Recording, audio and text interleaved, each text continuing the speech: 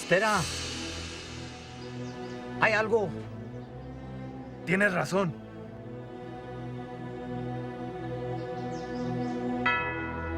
Tráeme el padre.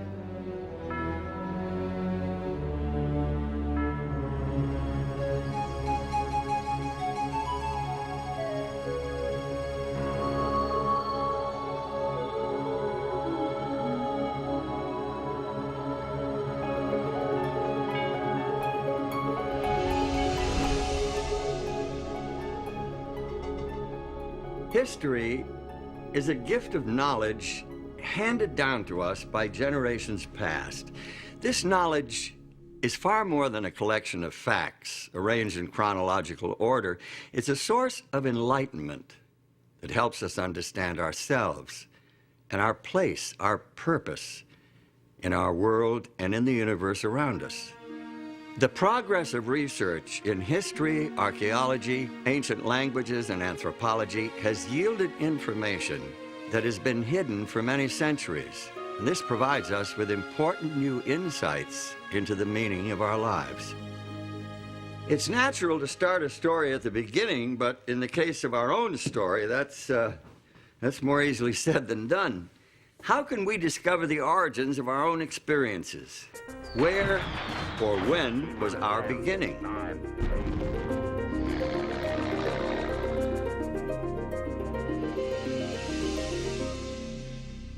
The ancient Babylonians left us one of the oldest myths about human origins.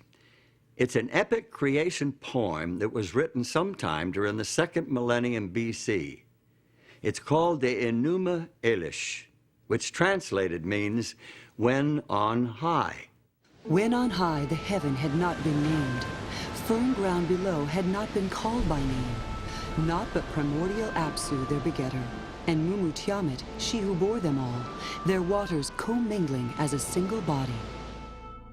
According to the experts, the ancient Babylonians believed that Apsu represents sweet water and Tiamat salt water. At the beginning of creation, the two had not yet been separated. Mingled together as they were, they possessed within them the seeds of life. They brought forth generations of gods who, in the course of time, created man. The Navajo and Pueblo Indians of North America share a traditional view of several separate creations. The Aztecs of Old Mexico had a similar belief. The god Quetzalcoatl invented people, molding them from ash. A great flood came, and all the people became fish. The Creator tried again, but there was a complete eclipse of the sun, and in the darkness, all the people were killed and eaten by jaguars.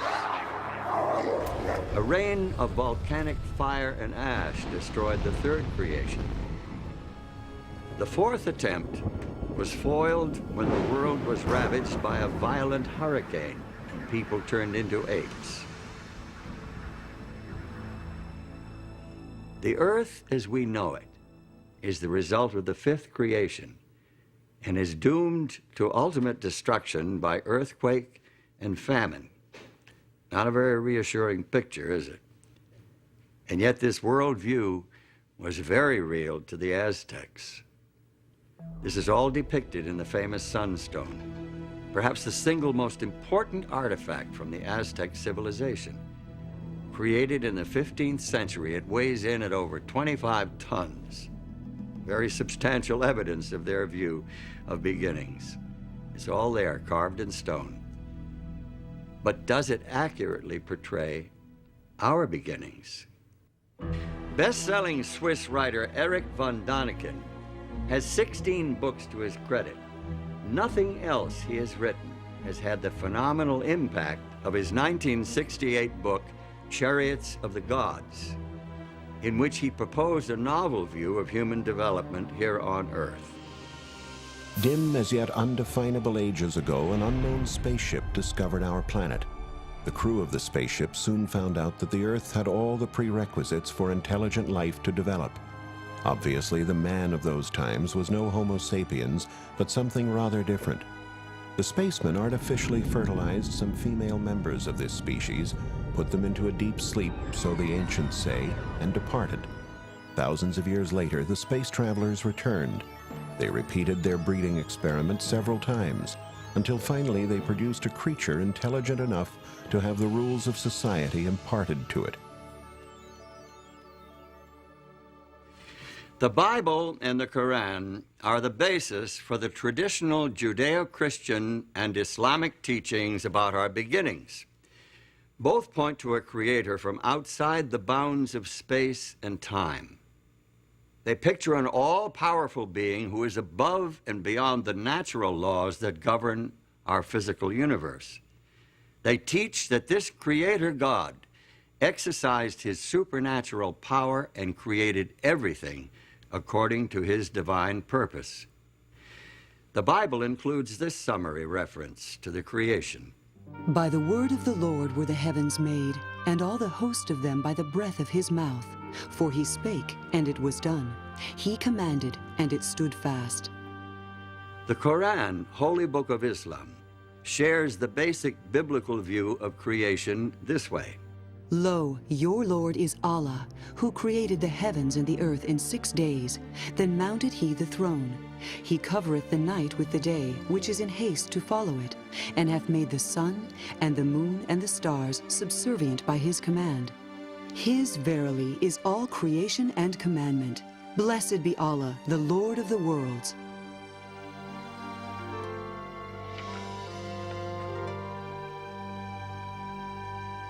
By the early 1800s, some scientists were proposing new theories regarding the origin of life on Earth, theories that conflicted with traditional creationism. In December of 1831, the HMS Beagle set sail from England on a 5-year round-the-world voyage. Aboard this survey ship as an unpaid naturalist was 22-year-old Charles Darwin. Darwin's observations and conclusions would revolutionize the conventional view of origins. Their idea was that God had created specifically for each environment the animals and plants that fit into it. Well, if that was true, then one oceanic island ought to resemble another oceanic island. And what Darwin found was that the oceanic islands didn't look anything alike. The species that were on the oceanic islands were similar to the nearest continent, not to other oceanic islands. Darwin's most significant discoveries took place in the Galapagos Islands, more than 1,000 kilometers, about 600 miles off the west coast of Ecuador. Darwin discovered animal species that were unique to that archipelago. He also noted distinct variations between similar animals on different islands. He came back one day having picked up a tortoise shell from the island that he had been visiting, and the fellow who lived there and was staying at the main population center said, "Oh, you've been to," and named the island he'd been to, and he was floored. He said, "How do you know where I've been?" And he says, "Because that tortoise came from the island."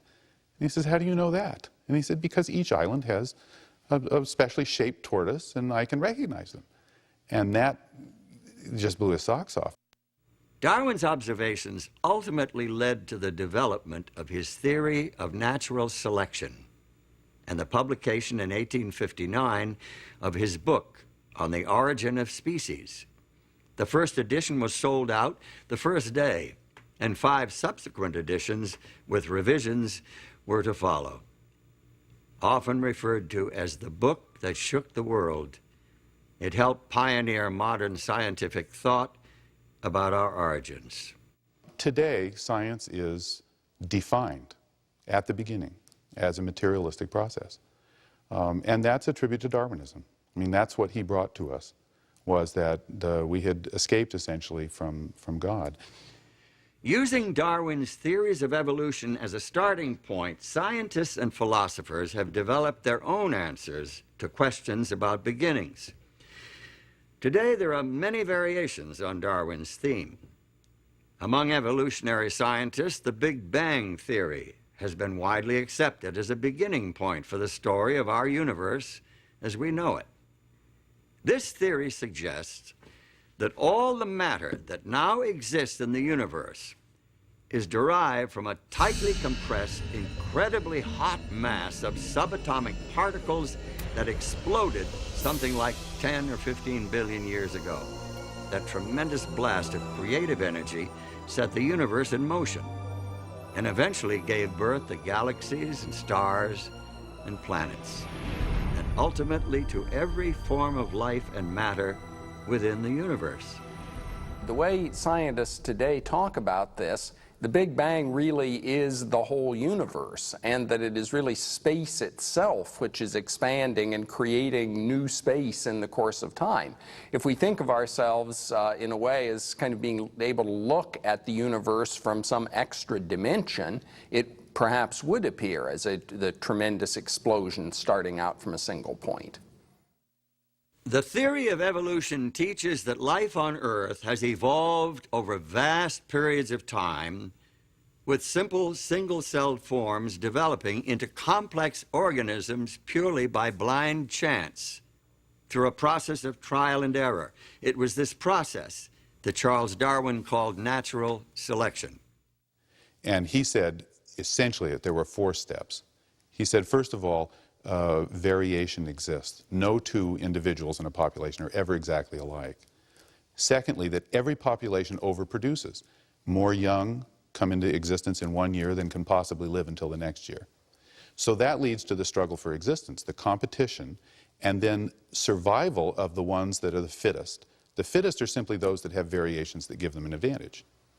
And the last thing was that the variations are inherited, so that the ones that live reproduce, and their offspring are more likely to have these fit variations.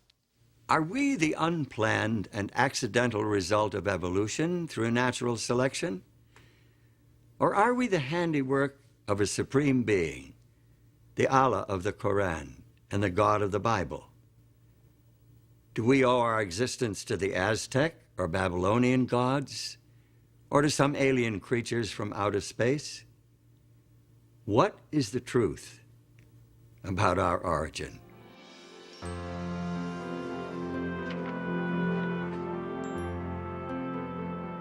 Today, the theory of evolution is presented to school children and promoted in the media as if it were proven fact. The truth of the matter is, however, the theory of evolution is just that, a theory. Its scientific foundations are actually kind of shaky. Molecular biologist and author Michael Denton gives us this insight into Charles Darwin and his theory. The popular conception of a triumphant Darwin increasingly confident after 1859 in his views of evolution is a travesty. On the contrary, by the time the last edition of The Origin was published in 1872, he had become plagued with self-doubt and frustrated by his inability to meet the many objections which had been leveled at his theory. Darwin's theory of natural selection could not be thoroughly tested in his day due to the limitations of the scientific equipment available at that time. Today's scientists are able to study the complicated systems within even the simplest single-cell organisms. Many people think of single cells as being less complex than multicellular organisms. Darwin thought so, and he thought that the first organism was a cell. Darwin can be excused for thinking so because the equipment to look inside the cell and see what was going on just didn't exist then. Now that we have it, we look inside the cell and we find enormous complexity. Amoebas move like we move. They don't have muscles, they have microfilaments. We digest our food. We do respiration. But so does the amoeba. They're much smaller than we are. They don't have but one cell, but they do all of the things we do, and they're just as complex. The complexity of even the simplest life forms is one of the reasons why many scientists are becoming increasingly dissatisfied with the evolutionary explanation, with its reliance upon pure, unguided chance. There's good reason for scientists to question the power of chance. Take a look at this simple demonstration. You see what I mean. Now, here are 3 blocks, numbered 1, 2, 3. There are 6 possible combinations of these 3 numbers. Now, I'll put the blocks into this box and shake it up.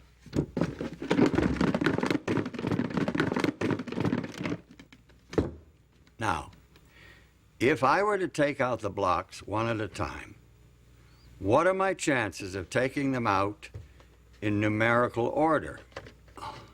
Well, I can expect to draw out the numbers 1, 2, and 3 in that order on an average of once in every 6 attempts.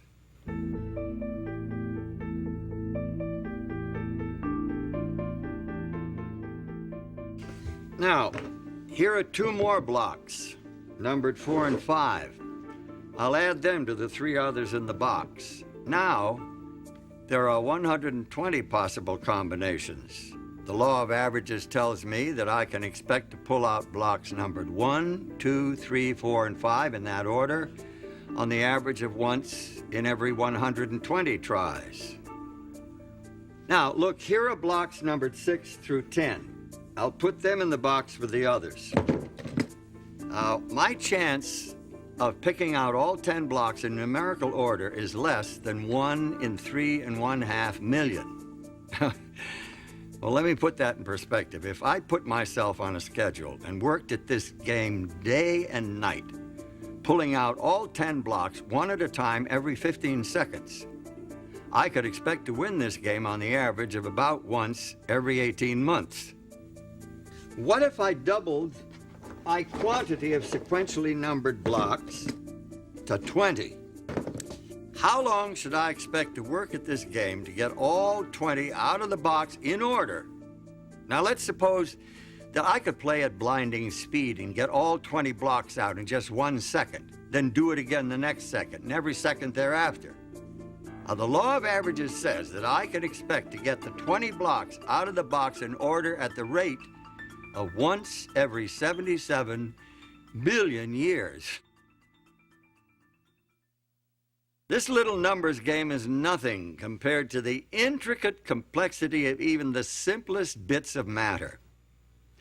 Physiologist and author Pierre Lecontenue, in his book Human Destiny, estimated the chance of forming a 2,000 atom protein molecule as something like 1 in 10 to the 321st power. There's really no good way to express that number. It's incomprehensible.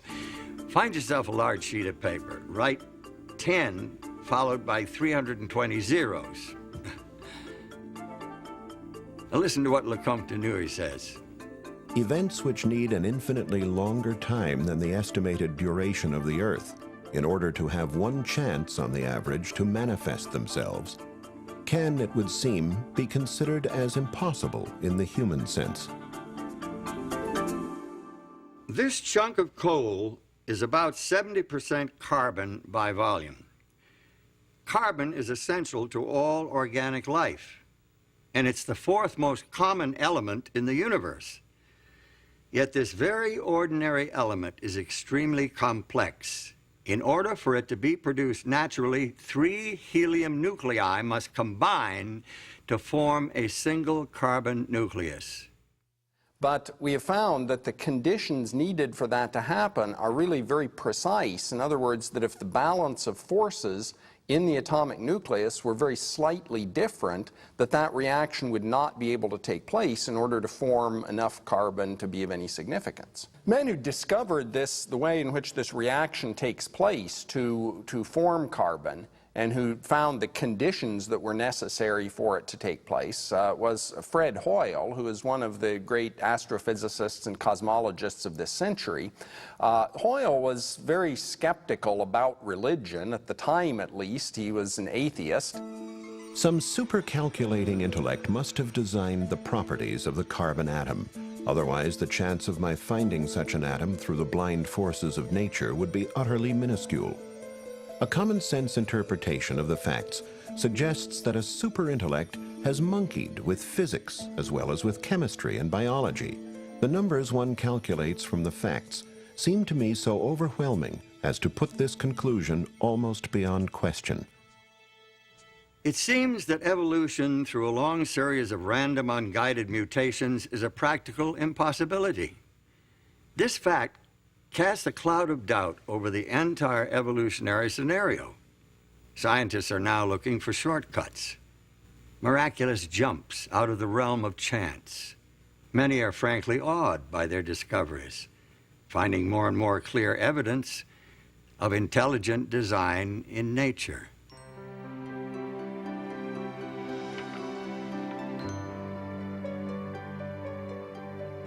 Intelligent design, of course, requires a designer. And the clearest portrayal of a designer and his work is found here in the Bible.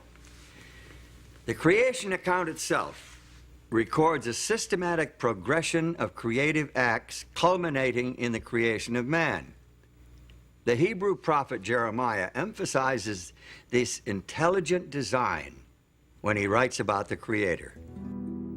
He hath made the earth by his power. He hath established the world by his wisdom, and hath stretched out the heavens by his discretion. Biblical creation theology does not attempt to provide a scientific description of God's creative acts. Instead, it suggests the meaning, the purpose, the goal of creation. Through faith, we understand that the worlds were framed by the Word of God, so that things which are seen were not made of things which do appear. I think the most important thing about this verse, as far as our understanding of creation is concerned, is that seeing the universe as creation is a matter of faith rather than of scientific knowledge. That is, that we can understand the universe in detail by scientific investigation, but we see it as the creation of God because of our personal trust and confidence in God. Now, perhaps some of us have been too quick to discard this old book as an irrelevant collection of useless fables and legends and traditions. Its value lies far beyond the realm of science. It deals with concepts that cannot be analyzed in a laboratory. It addresses many questions that science cannot answer. That is, science can talk about how the universe behaves, how things take place within the universe. It cannot explain why something exists rather than nothing. That is, it cannot really explain the fundamental question of existence. Could it be that the neglected pages of Scripture actually offer accurate insights into our origins? If so, we're not here by accident. We must see ourselves as a part of a Creator's design.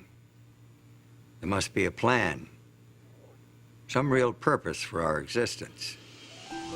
And God said, "Let us make man in our image, after our likeness, and let them have dominion over the fish of the sea, and over the fowl of the air, and over the cattle, and over all the earth, and over every creeping thing that creepeth upon the earth."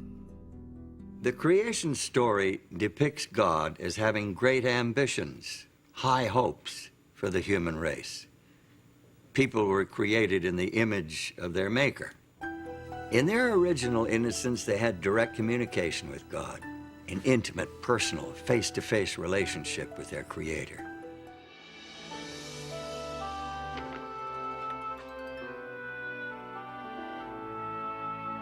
After the creation of human beings, the Bible reports that God marked the end of creation with a day of rest, thus establishing the weekly cycle for human life. Thus the heavens and the earth were finished, and all the host of them. And on the seventh day God ended his work which he had made, and he rested on the seventh day from all his work which he had made. And God blessed the seventh day and sanctified it, because that in it he had rested from all his work which God created and made. God creates the entire world in 6 days, and then he rests on the Sabbath. The Sabbath is, though, a creation in and of itself, because what it does is put the rest of the 6 days in perspective.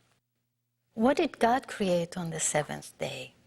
As a matter of fact, God created nothing on the seventh day. God created no thing, but instead God created a context in which everything that has been created, the natural world, the material world, and life itself, can really be appreciated and enjoyed and celebrated.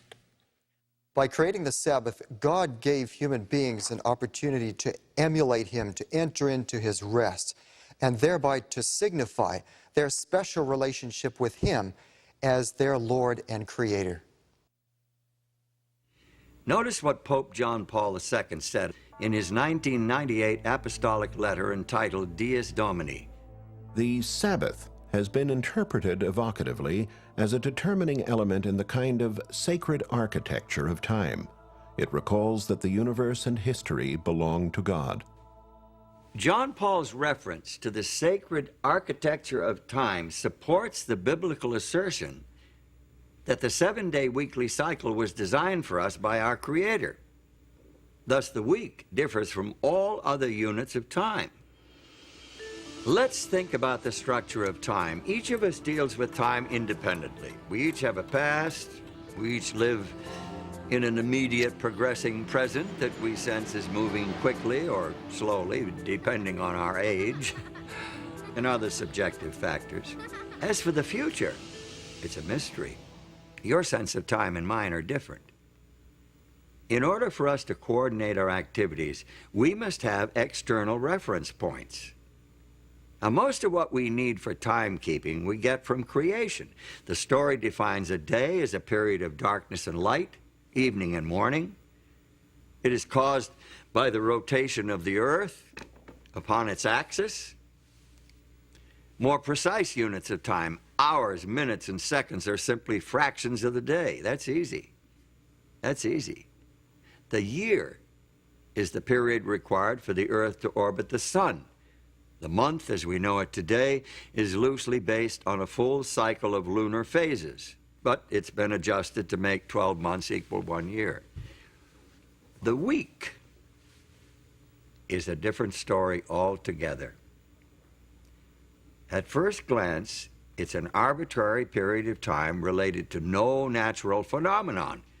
The earliest record of the week is found in the literature and archaeology of the ancient Semitic peoples who inhabited southwestern Asia prior to 2000 BC. Now, where did they get the week? Was it embedded in their past as a result of the Creator's design? But is the week really an arbitrary artificial unit of time? Astronomer and anthropologist Anthony F. Avini suggests an alternative in his book, The Empires of Time. He reports that some chronobiologists are convinced that the 7-day cycle is designed into our very nature. The 7-day biorhythm in the human body is one of the recent discoveries of modern chronobiology. For example, the probability of rejection of certain organs is now known to peak at weekly intervals following an implant.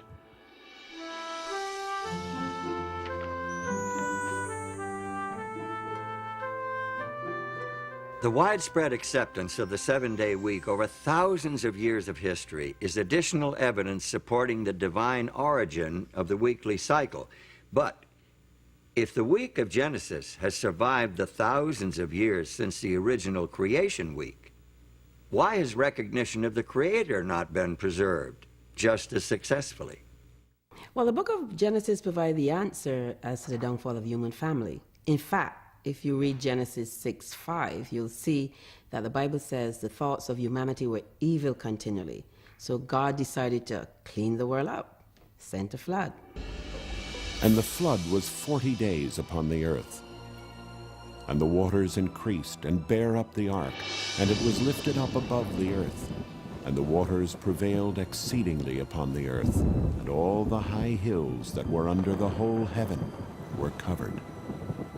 In spite of this dramatic demonstration of God's power and his displeasure with people not following his way, mankind soon forgot again, and they started to build idols to themselves instead of worshiping God.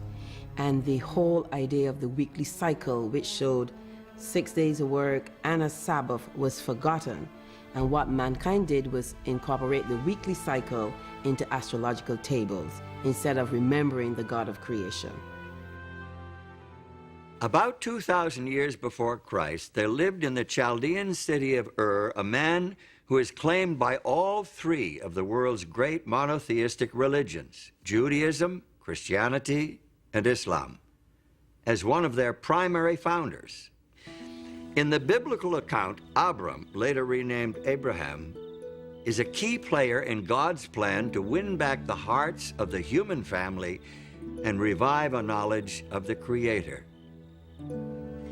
Abraham's religion stood out in sharp contrast to the petty idolatry and trivial superstition of his neighbors.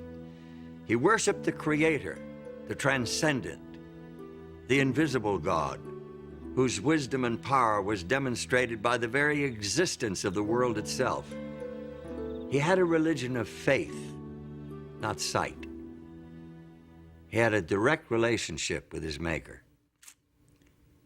According to the Old Testament report, the Creator God revealed the principles of his relationship with the human race in 10 commandments engraved on stone tablets.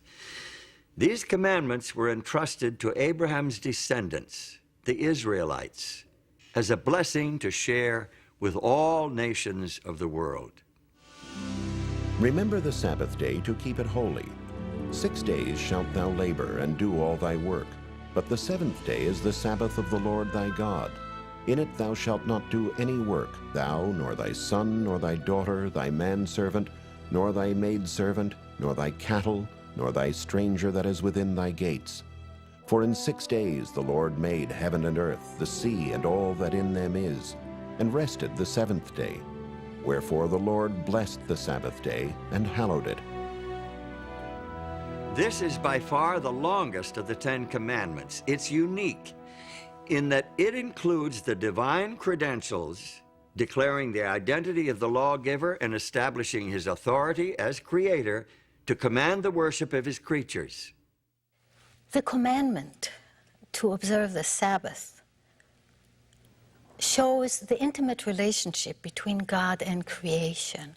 It shows that God not only creates, not only works to bring everything that is into being, the physical world, the natural world, and all that lives in it, but it also shows that God maintains intimate relationship with creation and steps back to withhold and to take in, as it were, everything that has been created, and celebrates and cherishes that which has been created.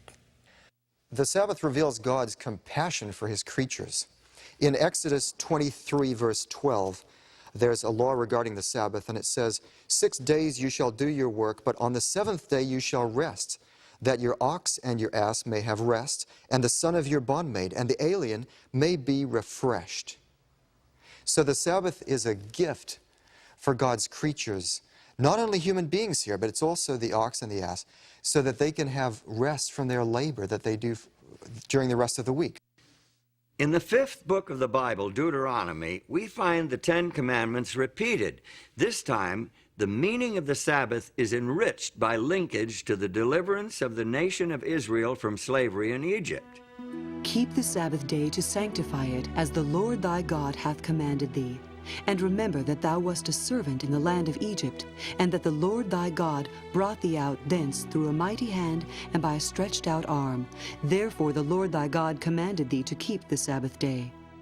We participate in God's redemption, just as the nation of Israel participated in God's redemption, because God has liberated us from something. Now, he liberated the ancient Israelites from Egypt, from Pharaoh, this oppressor.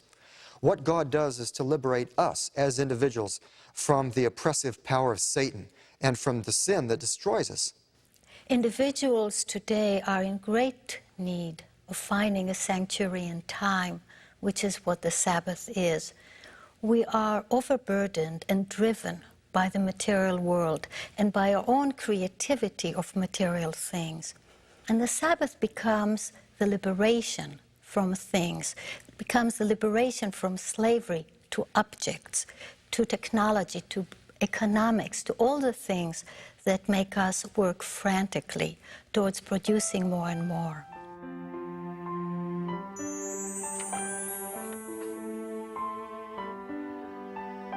Since the seventh-day Sabbath has such rich meaning, and since it is part of the Ten Commandments, why is it not more widely observed today? Good question, especially in view of the widespread recognition that this commandment, along with the rest of the 10, applies not only to the people of Israel, but to the whole human family. As it is the law of nature that in general a due proportion of time be set apart for the worship of God, so in his word, by a positive, moral, and perpetual commandment, binding all men in all ages, he hath particularly appointed one day in 7 for a Sabbath, to be kept holy unto him. The Sabbath was binding in Eden, and it has been in force ever since. This fourth commandment begins with the word remember, showing that the Sabbath already existed when God wrote this law on the tables of stone at Sinai. How can men claim that this one commandment has been done away with, when they will admit that the other 9 are still binding? The Sabbath was made for man, not for the Hebrews, but for all men. The Sabbath commandment reveals to us a picture of a Creator who craves a place in the hearts and lives of all his human children. David, the great Israelite king, understood this and instructed his people to spread their knowledge of the Creator God to the rest of the world. Declare his glory among the heathen, his marvelous works among all nations. For all the gods of the people are idols, but the Lord made the heavens. Give unto the Lord the glory due unto his name, and let men say among the nations, the Lord reigneth. The Bible makes it clear that the Creator's desire was to attract the whole human family to true religion, true worship, so that all could share in the good things he intended to do for Israel. Also the sons of the stranger that join themselves to the Lord, to serve him, and to love the name of the Lord, to be his servants.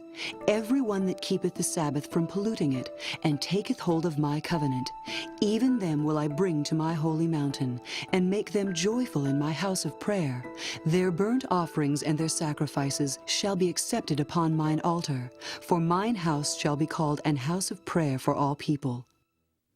It's not hard to imagine the power of the Sabbath to restore and cement the relationship between the Creator God and his human children. Their devotion to the Sabbath day, their worship and praise and appreciation for his creative power would bind them to their God with ties of love and gratitude. If they continued their heartfelt observance of the Sabbath, they could never forget him. Moreover, also I gave them my Sabbaths, to be a sign between me and them, that they might know that I am the Lord that sanctify them.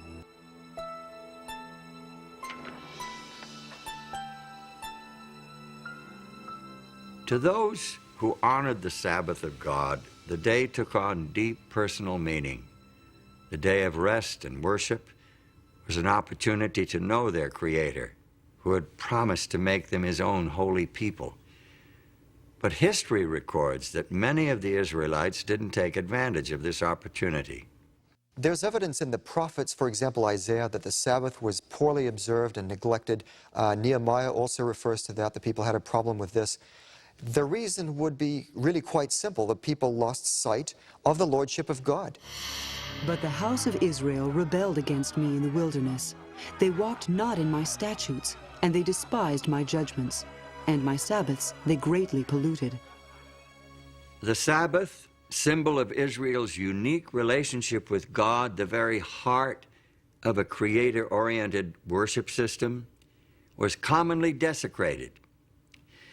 Finally, the prophet Jeremiah announced the result of Israel's apostasy.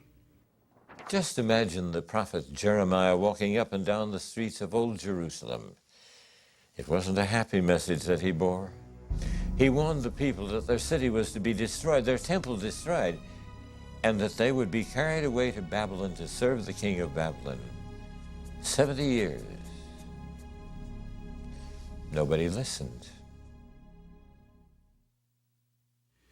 From about the year 605 BC, the armies of Nebuchadnezzar, king of the Neo-Babylonian Empire, repeatedly invaded the Israelite homeland. His army eventually destroyed the capital city of Jerusalem and carried most of the inhabitants into exile. Some of the captives were taken to Babylon, while others were dispersed throughout the empire. And now, far from their homeland, far from all that they had held dear, many of the Jews began to realize that they had made a terrible mistake. Many of them began to realize that they must return to the God of their fathers and the worship of their ancestors. Now, many of these Jews, men of great ability, rose to high position in their foreign lands. Daniel, for example, became the prime minister of the kingdom of Babylon. And when the Medo-Persian Empire took over, he rose to the position of first president of the land. It was Daniel who led Darius the Mede to recognize the God of heaven. I make a decree that in every dominion of my kingdom men tremble and fear before the God of Daniel, for he is the living God, and steadfast forever, and his kingdom that which shall not be destroyed, and his dominion shall be even unto the end.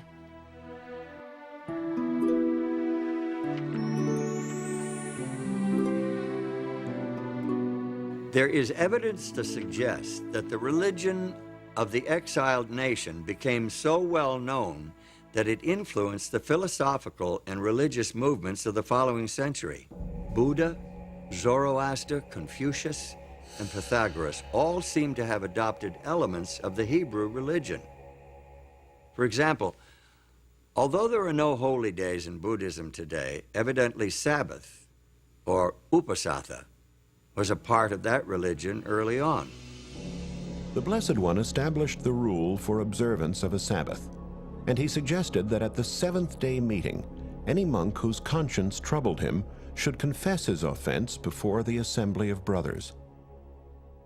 Arthur Lloyd, in his book, The Creed of Half Japan, states that the order of monks kept their Sabbath days for many centuries.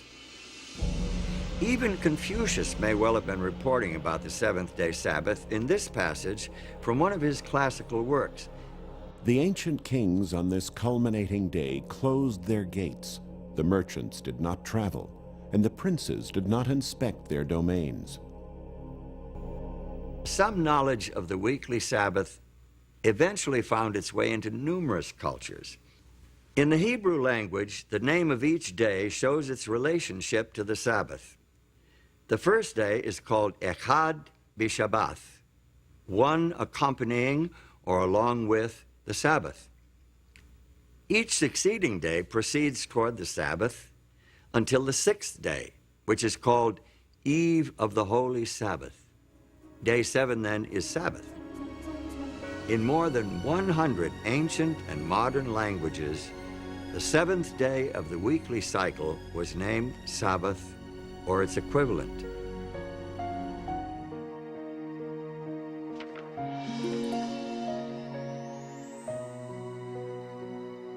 So, it seems that in their exile, at least some of the Jews succeeded where their nation had failed during times of peace and prosperity. They spread the knowledge of God and His law among other nations.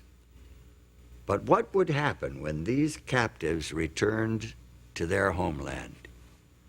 Would they maintain the worship of the true God, or would they revert to the practices of previous generations? We find an answer in the story of Nehemiah. Nehemiah did not return to Jerusalem when the others went, but when one came telling the state of affairs. This news so saddened Nehemiah that he says he actually sat down and wept. In fact, he finally decided that he must, if possible, go to Jerusalem himself to see what he could do to help. Nehemiah was a capable and energetic leader. He successfully directed the reconstruction in the city of Jerusalem. But he didn't stop there. He was a zealous reformer with a burden for restoring the spiritual life of his people, because he saw Sabbath breaking as a reason for the years of captivity. He was particularly devoted to preserving the sanctity of the holy day. He discovered that the people were buying and selling on the Sabbath day. Well, he said, we can't do this sort of thing. This is the reason why we were sent into captivity. And when the merchants still continued to come, he ordered the gates barred on the Sabbath day. And when they still continued to come and camp outside the gates of the city, he threatened to have them arrested. A priest named Ezra assisted Nehemiah in his work. He exerted a strong influence on the spiritual life of the Jews of his day. Ezra taught the people God's laws and led a spiritual revival and reformation based on the inspired scriptures. The people joined together in a solemn oath to obey the commandments that God had given through Moses. They promised not to desecrate the Sabbath by entering into commerce on that day. They observed the holy day so carefully and consistently that Sabbath keeping became a distinctive characteristic of their nation. During the period between the end of the Bible's Old Testament record and the beginning of the story of Jesus Christ in the New Testament, there was almost continual upheaval in the Middle East. The armies of Alexander the Great overran the Persian Empire. Within a short time, Alexander himself died, and his empire broke up into rival factions. Palestine, along with Syria, eventually came under the rule of the Seleucid dynasty. King Antiochus IV is notable especially because of his opposition to the religion of the Jews. His troops took over the temple in Jerusalem and set up a system of pagan worship in its courts. Josephus, the famous chronicler of Jewish history, tells us that Antiochus tried to stamp out all visible evidence of the Jews' spiritual identity. So he sent emissaries to Jerusalem, declaring, they must tear down the altar of Jehovah. They must give up the worship of the Sabbath. So they gathered themselves together, fled to the wilderness, and there they found a cave that could accommodate their numbers, about 1,000. Now when it was told the king's servants that certain men who had broken the king's commandment were gone down into the secret places in the wilderness, they pursued after them a great number, and having overtaken them, they camped against them, and made war against them on the Sabbath day. And they said unto them, Come forth, and ye shall live. But they said, We will not come forth, neither will we do the king's commandment to profane the Sabbath day. And they burnt them as they were in the caves, because they were not willing to break in upon the honor they owed the Sabbath, even in such distresses. There were about 1,000 with their wives and children, who were smothered and died in these caves. The martyrdom of those Jewish patriots in the days of Antiochus IV is a great testimony to the power of their beliefs. Their God and his Sabbath meant more to them than life itself. Their sacrifice was a victory of faith. The Old Testament, supported by the evidence of history, language, and culture, establishes the Sabbath as a sacred memorial to the creative and redemptive work of God. It declares the Sabbath to be a sign of the intimate relationship between the Creator and those who worship him, a day of rest and worship that can bind the hearts of human beings to the heart of their Creator. When early Christians inherited the Sabbath, the teachings of Jesus Christ and his disciples served to emphasize and enrich its meaning, magnifying its importance. Today, for many Jews and Christians alike, it is still a central point of spiritual life and worship. To this day, it remains a defining element in the sacred architecture of time.